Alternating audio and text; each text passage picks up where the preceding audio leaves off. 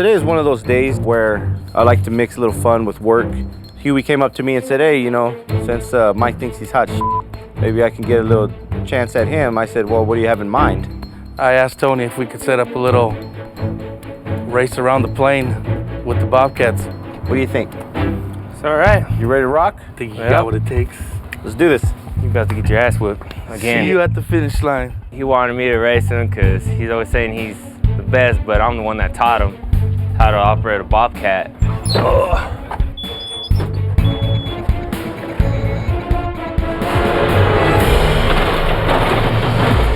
When we first started off and I hit that first corner and I seen him go back a little bit, I thought in my head, I got him. Kept going down the quarter-mile mark and I didn't see him on the side of me and I got him. So as soon as I came around, I turned it around and started going to reverse because the reverse is a little faster.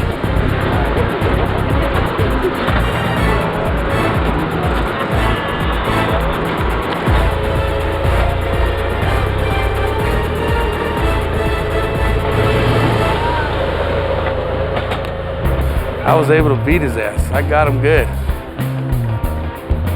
Yeah, he got me. I let him, you know.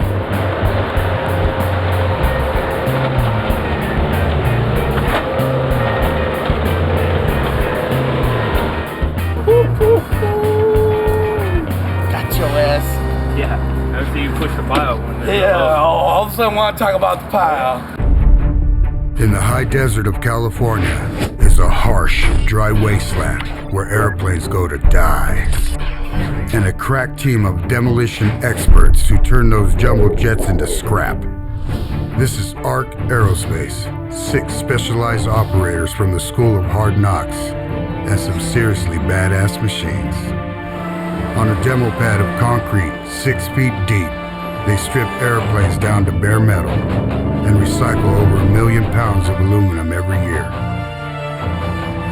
Out here, every day brings a new challenge, so every day starts with a wrecking plan.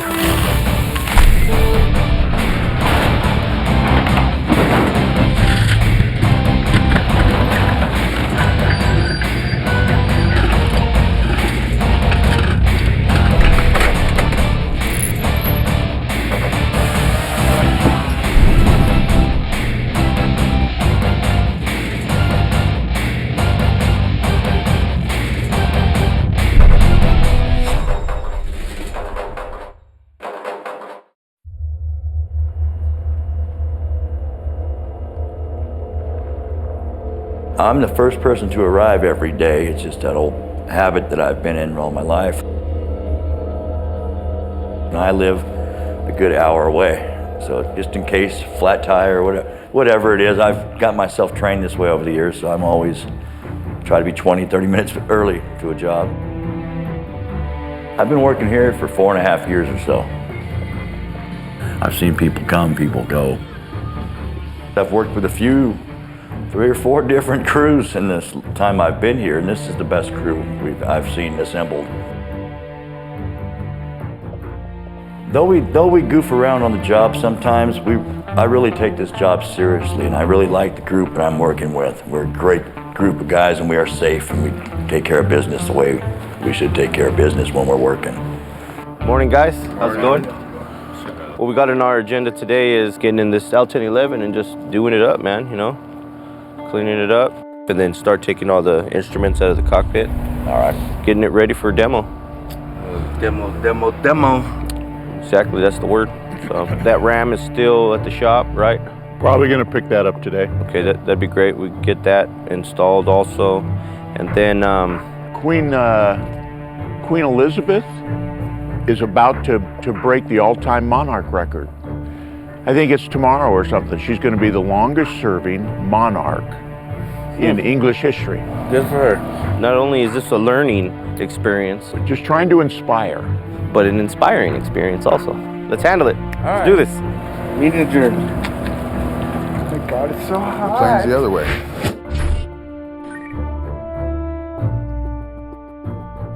If you were to go around and look at some of the Rams, there's little scratches on them. Well, somehow this one got a nick on it. Well, as that thing's going in and out, And under that high pressure, 5,000 pounds of pressure, those things start leaking. Had to get a whole new ram. So you're talking, I don't know, we probably spent a good $8,000 to $10,000 fixing that.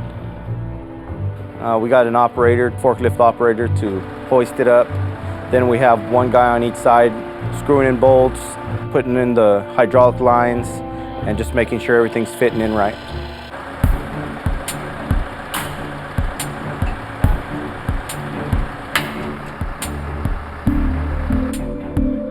They had the entire thing buffed, polished, re-chromed, so it's absolutely smooth. Whoa, whoa. Go up a little bit, Tony. Good. Right there. My whole arm is bent.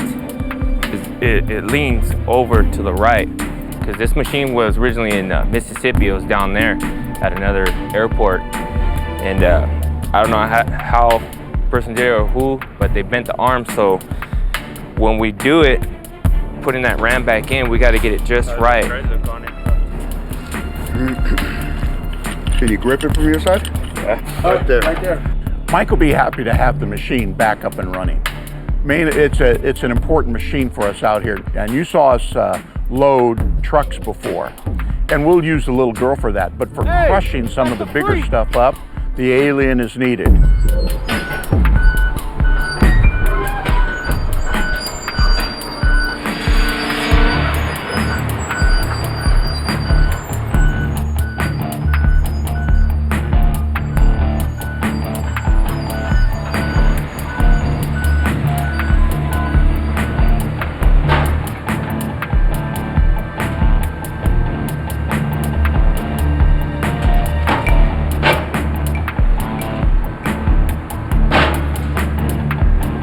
Pat came out to the cut-up pad today. She was letting me know that there was a shipment going out of parts within the next day or two, and the only part that was holding her up on shipping them out was this antenna that's on the 767 behind me. Sal, he's my parts guy. I hit him up, see what he thought about it, and we got together, got the tools together, and put him on the man lift, and he's handling it right now. I think one of my favorite parts of the job is when I'm up on a lift and I'm removing parts from the tail or up in high spots, just up there in my own little world, doing what I do.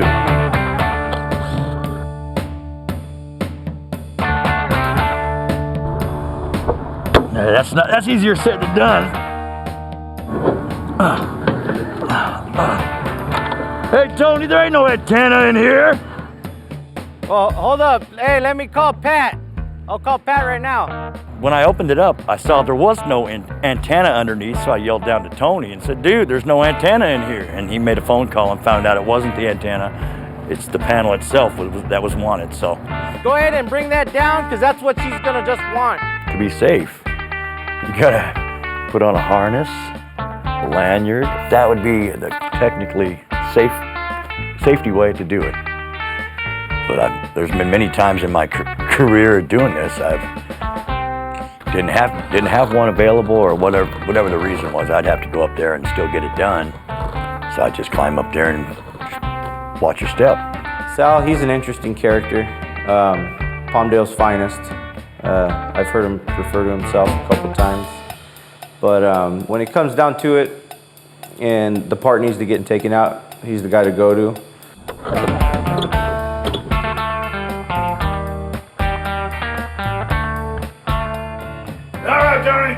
Coming down! Everyone's mature until you break out with the bubble wrap. All right. Can't help myself.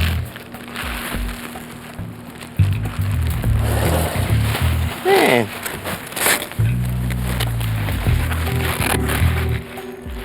Uh-oh.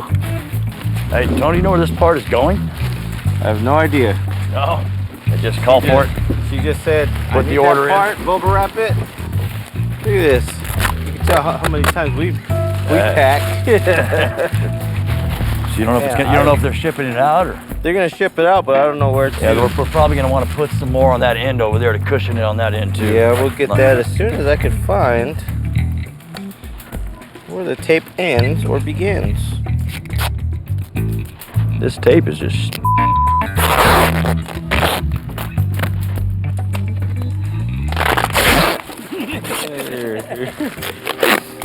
All right. All right. Oh, sorry, my bad. My bad. You get. Sorry. You got what you had coming, son. Sal, sometimes you just gotta watch him, because if you let him do what he wants all the time, he'll do it all day long. You know what I mean?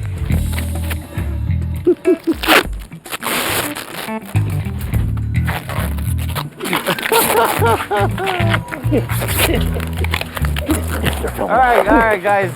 That's it. Let's do this.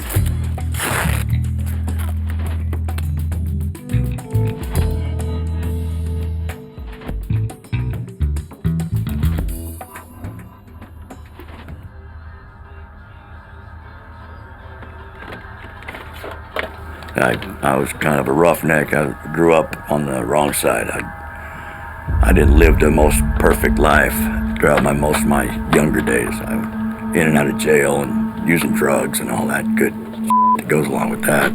All choices that I have made. I didn't see any future for myself at certain points. I wanted to get off, wanted to get my together, but it just seemed like I tried. It would only last a week, maybe two, and then just something would happen and I'd be right back in the same rut.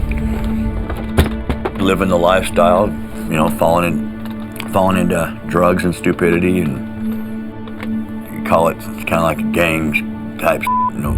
Got into white power for a while, running with the buddies and just stupid, you know, doing stupid for a long stretch of my life, my youth, into my early adulthood. Hey Sal, come on out of there, man. All right, saw time. Change your plans. Get out of here for a minute. Get the saw.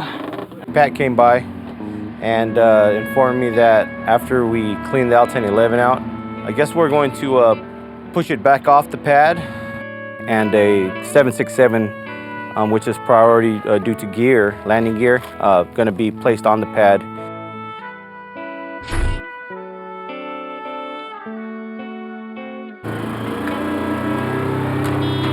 Yeah, so we didn't get to demo this L1011 this time.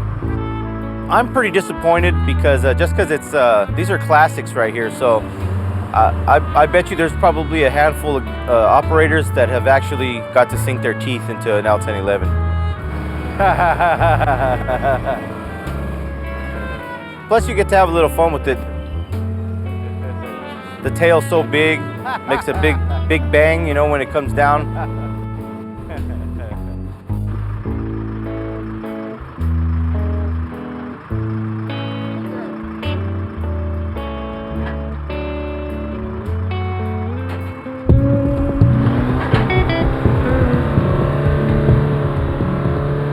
We got another order. The Martin Air needs to come on, which is a 767. We got an order for the landing gear, so me and the crew will be pulling out our toolboxes and taking off the landing gear properly after we shore it. And then from there, we'll take it down, demo it, of course, before we get all the rest of the cuts from AV Art done.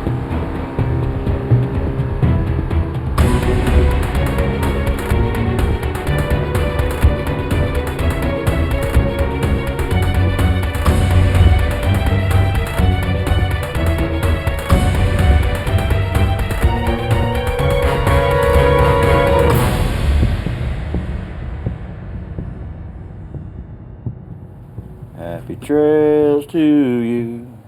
You know, that's a good song actually, because we meet Apple Valley, again. Roy Rogers. Now I'm talking about the Van Halen version, brother. No. Those guys. Van Halen does everything better. No, I mean, we've got Dale Evans Drive here in Apple Valley. Van Halen does everybody's You know song better that than Dale them. Evans- Every remake they did better than the original Roy artist. Rogers. Van Halen is the best band on the world. They're actually buried here at Sunset Hill. When I was a kid, I had a whole wall in my bedroom dedicated to Van Halen. I had big, huge, life-size posters, almost, well, they were big. Not life-size. Was that right next to And it had Pee-wee one of Herman, each or? member, and then one of the whole band in the middle. Man, I had a whole frickin' wall dedicated to Van Halen. Yeah, Van Halen's pretty bad. Van Halen. I guess everybody has to have a hero.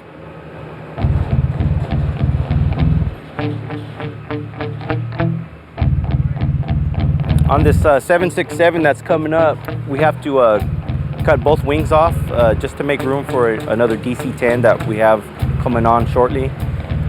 If both of them were to have wings on them, they would fit, but there'd be limited room for my excavators to be, you know, operating and running around.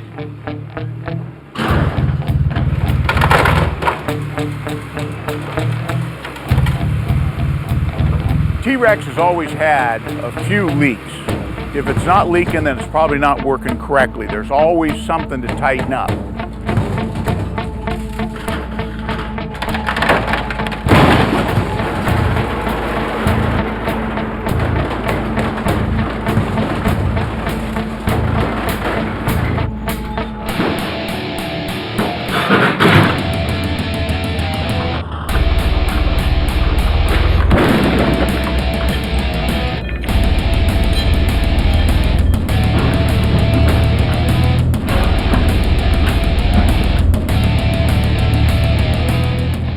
By the time I got right to the end, it was leaking badly.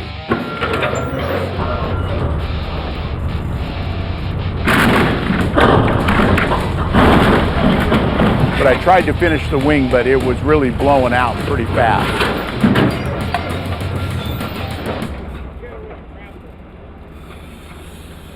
And what blew in there is the main feed hose to the cylinder, and I blew an O-ring out in there. Now that O-ring will probably cost me $1.50, maybe $2, but you can see how quickly it can put a huge machine down. I brought it over here to park it because I'm right near the drainage ditch and I knew I would have to dump some fluids.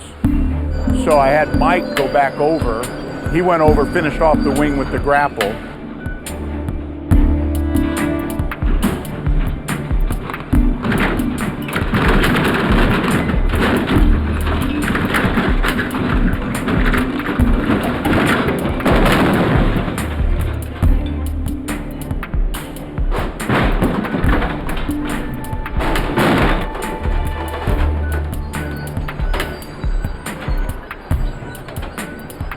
To me, it seems it bites harder. Bites harder, grips a little better now. You know, now I'm pretty happy because now my machine's up and running. You know, you see me in action now, because when it was down, it's a little heartbreaking seeing everybody else's machine running around and mine's just sitting there, you know, waiting for the Ram. But luckily the Ram came in. It's like brand new Ram now.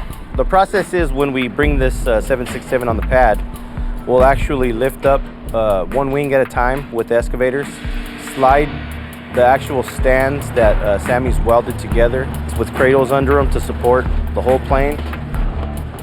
After that, if it's not resting on the stands completely, we'll go ahead and let some nitrogen out of the landing gear and let it lower itself so the stands take up all the support.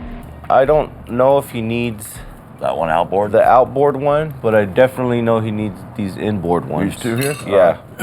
So Right if on. we can get those off. All right, yeah. So, All right. Problem. Yeah, sure Cool. thing. Thanks. You got it, boss. Me and my bad choices. All the jail trips and all the stupidity. I've changed my life since then by doing a complete 180. I'm not looking back. You know, just all the old ways of thinking and mannerisms and living are gone. They're dead to me. I've got my life focused on living now, living right. You know, living by the guidelines of the law and everything else, like, you know, that falls in order with that. Just living.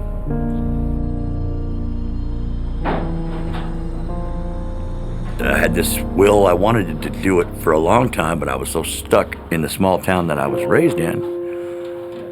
It just seemed really hard for me to do. But I can't pound the bolt out and not be able to catch it, so we're gonna have to figure something else out here, the platform or something. I got an opportunity, got a phone call that my pops had just got a place up in Washington. He started working at Boeing, and said if I wanted to do what I've been talking about doing, I had a place to stay with him for a minute. So I took that opportunity and bought me the plane ticket. I flew up there, and it was the first few weeks were a little rough. My dad, he gave me the open door to help me just brush it all off, and I did just that. got my head straight, got to working where I was at, did really good. From there, I sprungboarded into another better job, and I was good after 3.5 years. I came back here and never looked back. 19 years, December 1st, it'll be not touching any drugs. I'm kind of proud of that myself. It was as bad as I was, which was pretty bad. It'll be 19 years for me, clean. Not sober, but clean, because I like to drink like a fish.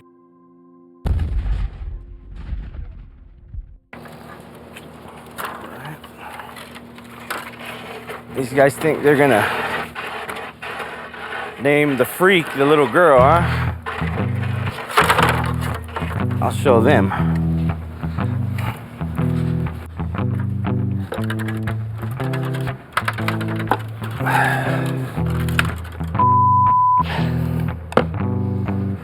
Looks pretty good. I'm satisfied. That's right, girl. I took that butterfly off you and that pink writing. Cause she's a freak. She's a freak. She's really freaking. Yow. Sammy, sing. Oh, oh, oh. Oh yeah. That's better.